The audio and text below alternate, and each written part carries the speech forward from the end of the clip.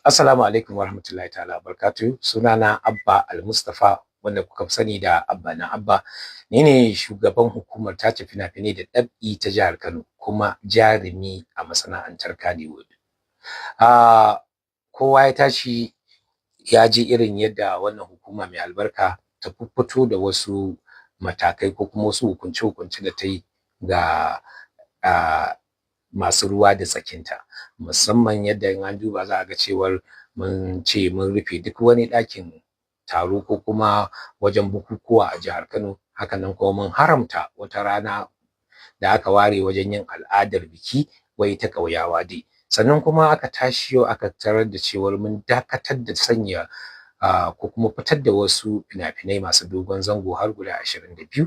Wannan matakan dole ne mu ɗauke su duba da yadda muke so mu ga cewar mun kawo gyararraki, mun kawo tsafta a cikin wannan sana'a tamu. Sannan kuma abu ne da ya zama mana dole domin babban haƙƙin wannan hukuma shine ta tace fina-finai.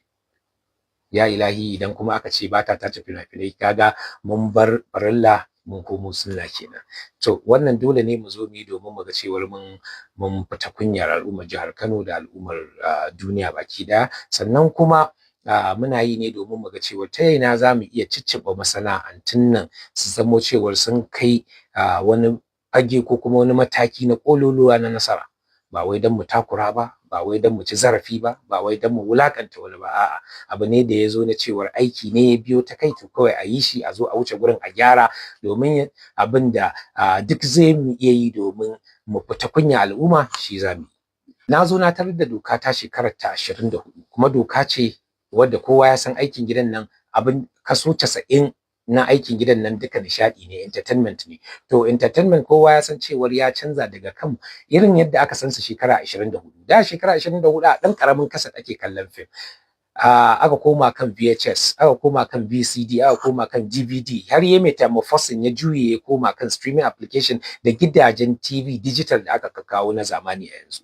To kaga dole mu ma muna buƙatar a ce dokar mu an canza ta zo ta saje da zamani domin ya zamo cewar komai zai iya tafiya daidai da yadda zamanin yake. Kuma an duba aka gani ba ni kaɗai bane na zo na jagoranci wannan hukuma, akwai wanda suka yi a bayana, amma Allah bai ba su wannan damar ganin cewa sun sabunta ba duk da yunkuri da kokari da suka dinga yi wajen ganin cewa sun sabunta. Amma sai a wannan lokacin injiniya Abba Kabir Yusuf Allah ya bada dama ya sahale aka zo aka gyara wa'annan dokokin. Wannan dokokin an gyara su ne ba don komai ba domin aikin mai inganta, a samu sauki a cikin aiki ya zamo cewa cikin aminci da inganci. Tunda muka yi revoking ɗaya ne. Tunda muka ce mun yi revoking a lokacin nan kuma ba da wa'adi ba, daga wannan lokacin aka yi revoking.